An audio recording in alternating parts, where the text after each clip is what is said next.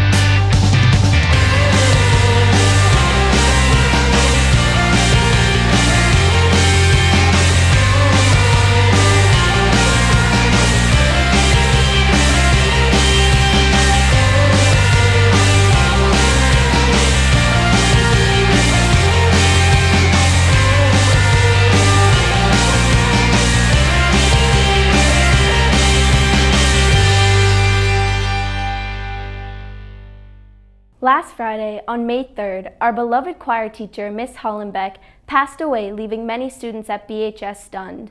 Bashar and Jack went to talk to some of her students about her impact on them. Love you, mean it. Love you, mean it. Love you, mean it, HB. Love you, mean it. Love you, mean it. Love you, mean it. Love you, mean it. Love you, mean it. Love you, mean it. Love you, mean it always. Love you, mean it. Love you, mean it. Love you, mean it. Love you, mean it. Those 4 words may seem trivial, but for the students touched by Rachel Hollenbeck, these words allow for them to keep her memory alive forever. On the morning of May 3rd, 2019, Braintree High School choral teacher Rachel Hollenbeck died peacefully in her sleep. A woman who used the power of music to positively affect the lives of so many students was suddenly gone, and it shocked the BHS community. Anyone that was in chorus knows that. She was more than just a teacher, you know. HB was kind of like a mentor and like an angel, like just so kind, so loving, so compassionate. The best person you could have ever met. Which is why this is impactful, you know. After such a tragedy, we talked with a number of her students and reflect over the lessons she taught. She helped me gain a lot of confidence and feel good about myself. The memories she brought. She would, give me literally anything I needed, and hugs and love and even advice, and it was the best. And how her impact has shaped who they all are today. I was in a musical in Norwell, and this was when she first started to get really sick, and she showed up and she watched the show, and I said hi to her afterward. And when I told her I got accepted into my top school, we cried and we hugged, and it was a good day. Gave her a hug, and then she left, and later that night her daughter told me that she was actually really sick and that she tried to tell her not to go to the show, but Mrs. Hollenbeck said, no, I have to go, I have to support Brendan. Through her love for music, Mrs. Hollenbeck was able to teach her students how to be like a loving person and how to treat others well. To be humble and to just keep pushing. Be strong in the face of adversity, which is a key aspect to life. And not be scared to show your talent. As well as acceptance of all people. She kind of always taught us to be really supportive of one another, and we always had that kind of tight-knit community. And she built an individual relationship with every single student she had. Yeah, she created a family out of her students, and kind of she was like the mother of that. And even inspire them to pursue their passions. I think my fondest memory with HB is actually talking to her about this mural. I told her about it and I introduced the idea, and she loved it immediately, and she was really excited. And so it really calmed me down because I was able to share that connection with her through art and music. HB, as most of her students called her, may be gone. She had a way of sort of shining the light on every other person around her, even if she was the one in charge. But her music and words of wisdom will live through her students from the lessons she passed on to them. Education in music was such an important part of our lives, and really she continued that throughout all of the classes that she's taught. She has you, you have her, and then she was always there to make you know that music and this passion that you have is really all you need. Reporting from WampTV, this has been Bashar Abraham and Jack Galvin. The news reports on tragic events every day, but many teenagers are unaware of these impactful acts of violence. Sophia and Shane reported on desensitization and how to make the average teacher more knowledgeable about violence. On May 7, 2019, 2 gunmen entered a Colorado high school, wounding 8 students and taking the life of Kendra Costello, a senior who was just graduating in a few days. The following day, Braintree High students were asked to recount the events of the school shooting. Honestly, I'm not sure. I don't know. I have no idea. Couldn't tell you. I have absolutely no idea. Don't know. No idea. I believe there was a school shooting. Today, teenagers are typically unaware of the violence that negatively impacts the world. Their concerns are limited to the world that they expose themselves to, which is much different from how it is in reality. I think teens worry about the stupidest stuff like prom. Like social media, how many likes they're getting on different posts. Doing well in school. Drama between friends. I think that we prioritize the wrong parts of the media because to some extent, I think there's such a big focus on like, wow, celebrities. Mr. Freeman, a psychology teacher at BHS, recognizes the importance of teenagers being aware of the severity of violence across the globe. Coming from a psych perspective, it's been proven generation after generation that violence begets violence. And we model the behaviors that we see others around us do. Recently, acts of violence like these have become increasingly frequent and prominent around the world. Shortly after the Colorado shooting, a 19-year-old shooter opened fire at a California synagogue on April 27th. There were 3 people injured and 1 woman dead by the time that the shooter was stopped. Less than a week prior, suicide bombings at 3 churches occurred in Sri Lanka on Easter Sunday, which resulted in nearly 300 victims. Acts of violence and tragedies caused by them should be acknowledged and understood by teenagers so that they can be more knowledgeable about the world that they are growing up into. Although disastrous events don't currently receive an appropriate recognition from teenagers, there are ways to create opportunities for them to learn the importance of violence. I think that teens should be taught about these type of things so we know how to act, unfortunately, when it happens or how to prevent it. We should have more open conversations about it, whether it is within the classroom or just between friends. To like make programs for it in school and like presentations. If people just read the news with trustworthy sources like CNN, I just feel like we could just learn so much more. An effort can still be made to improve our knowledge. Reporting from WampTV, this is Shane Gurley and Sophia Chung. Here at BHS, students are familiar with topics concerning transphobia and homophobia, but they can be unaware of the large impact these issues have in their school community. Colin and I brought these issues to light. Transphobia and homophobia, 2 words you may have heard but don't exactly know what they mean. Transphobia and homophobia are defined as fear and prejudice against members of the LGBTQ community. This is a clear problem in the world, but how present is it in the Braintree High hallways? I think that we're doing a good job as of right now, but there are always improvements that could be made. For example, the posters on the walls right now that demonstrate support for LGBTQ groups. Like pretty well we have GSA clubs and like the Day of Silence, but there's always people that are going to be against that, so I think there are major improvements that we could be making. I feel like the teachers in general tend to be pretty accepting. I haven't really experienced any non-accepting teachers. Headmaster Dr. Scully explains how Braintree High can work to make the school a more open-minded environment. So we want talk, we want to have some education, but then we also want to ensure that we have a fundamental baseline of security, safety, and opportunity for every single student. We talked to Gay Straight Alliance Vice President Ivy Stanton on what she thinks can be improved at Braintree High to make the school more welcoming to the LGBTQ community. I think that BHS can implement more opportunities for the student body to learn about the LGBTQ community and the issues that members of it face. This topic is not only important to Ivy, but it's also very personal. 9th grade in high school, then some months of questioning and thinking about, is this like the correct kind of label for me? Is this like who and what I am? Ivy is a proud member of the LGBTQ community, identifying as a transgender woman. Throughout my childhood, I was like drawn to different things that girls would do, like feminine clothing, etc. Which I mean don't necessarily mean that you're trans, but I mean I think it's like definitely a sign there. We talked to Ivy's sister Shannon to see how her and her family reacted to Ivy's coming out. I was kind of unfazed by it. I think my parents might have been the ones to tell me first, and then I talked to her about it afterwards. Ivy didn't always go to Braintree High. She used to attend a Catholic school that wasn't so accepting of her. That perception that I was a gay guy, so because of that, yes, there were instances of people picking on me. I wanted to live truly as myself, as a transgender woman, and I knew I wouldn't be able to do that at an all-boys school. Ivy explains how different Braintree High has been since transferring schools. It's been a lot better.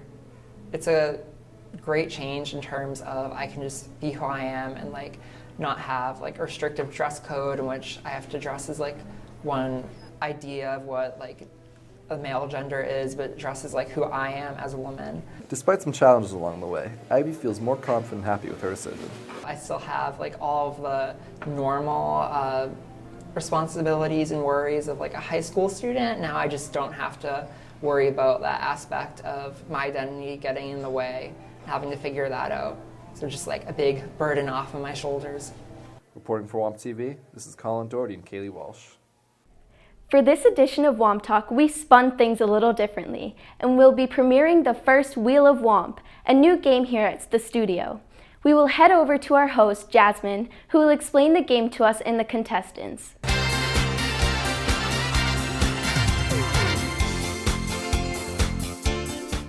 Hello and welcome back to Womp Talk. I'm your host, Jasmine Franker, and today we're joined by Colin, Kaylee, and Jack.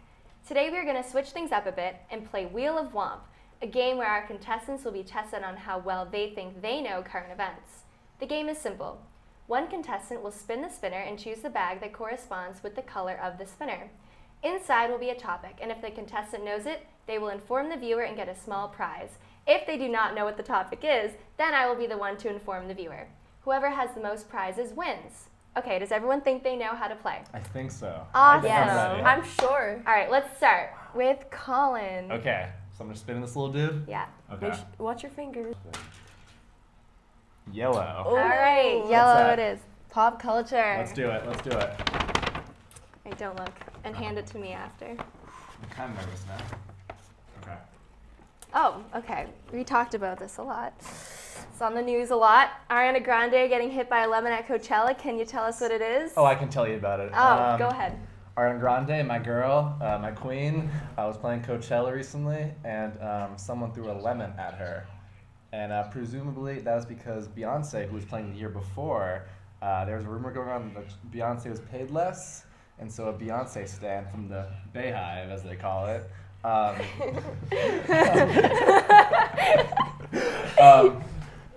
Beyonce fans were mad at Ariana Grande and Coachella, so someone threw a lemon because Beyonce's last album was Lemonade.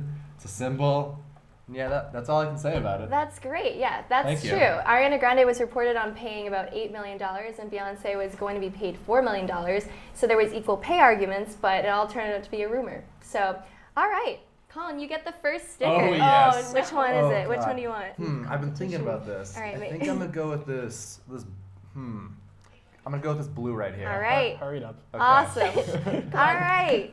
Kaylee, you're next. Oh, I'm scared. Oh my God. Pop culture again? Awesome. Well, No Kaylee, way. stick your hand in. Okay. Prince William's cheating scandal. Can you tell us a little bit about what just happened or what's happening right now? All right, I don't know a lot about this. I just know that there are rumors that he cheated on his wife, obviously Kate, and she was seen returning to England with just her kids and without him. So I know, that seems pretty suspicious to me. Well, Kaylee, So- you're right, actually. Yeah. There's an intense theory and rumor going on that while Kate Middleton was pregnant with her third child, he was having an affair with her friend and neighbor, Rose Hanbury. The rumors began in March after Kate and Rose had a reporting falling out, but the royal family has not confirmed anything so far. But whether it's true or not, it seems that nothing is good for William or the royal family. So, Kaylee, you also get a sticker. Okay, I'll pick the one that you said reminds you of me. Okay. The purple one. Oh, awesome. Looks like we're all winners so far. Oh, a little smiley face. Yeah. All right, Jack, Okay. you're next. Nice. It's Good, like Jack. we're all winning so far, which is... Jack's so excited. How did that happen? Big sports Big guy sports Jack. guy. Huge sports guy. How did that happen? If you need any help, you just ask me. That's like my thing. That's your thing. That is your thing. Oh, thank you. Oh my God. Okay. Do you think the Bruins will go all the way to the Stanley Cup this year? I actually do. So the Bruins are currently in a series. It's the semifinals for the East, and they're against the Columbus Blue Jackets. And they just won last night, so it's 2-2 in the series. And, Boston always wins, so I would just say, yeah, Boston's going to win again. Well, that sounds very promising, and I hope we reclaim our cup. Almost forgot your sticker. Oh, awesome. I'm going to take the blue one. Oh, awesome. All right, well, I was just going to say to our winners, it looks like you guys are all winners. Yes. So it appears that the person with the most stickers is all of you. So congratulations on being the first winner of the Wheel of Womp. Well, that concludes our game of Wheel of Womp. Thank you to my contestants for playing, and I hope to see you next time on Womp Talk.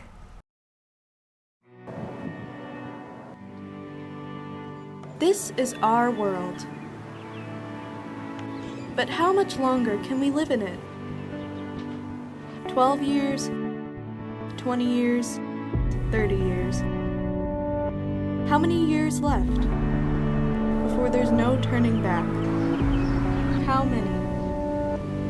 Some think that their individual actions can't make a difference, but that's wrong. You can. There are many ways that you can help.